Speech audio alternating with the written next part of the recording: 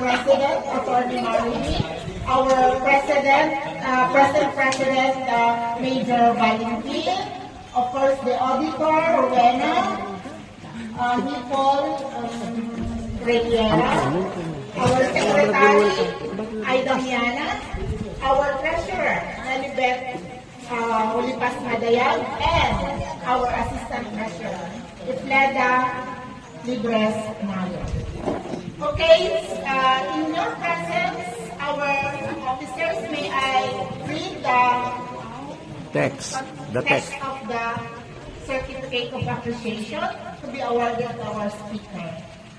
Pavilion Academy Class 1980 Certificate of Appreciation is awarded to, in a sincere regard for exemplary display of willingness in sharing her life 40 years after, to the attendees of this year's batch reunion of the Pavilion Academy Batch 80, thereby encouraging, inspiring, and motivating other members of the batch to share their own story to fellow members and even to others.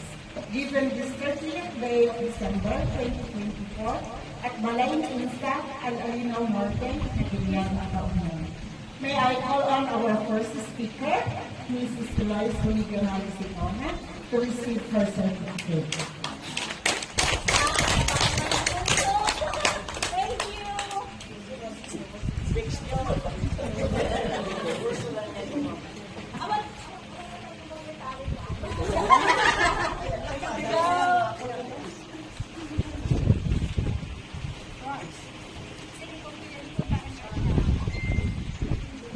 Thank you very much, Eloy, sa oras mo. Alam ko na busy ka, pero you took your time to come and join us.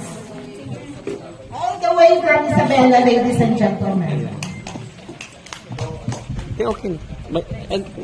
Ni Sige. The next certificate will be awarded to our another speaker, fresh from Hawaii to Philippines to Texas, Mrs. Judy Ann Marsan Ramirez. Call mo yung boyfriend niya. May I also call Mr. Ramirez to join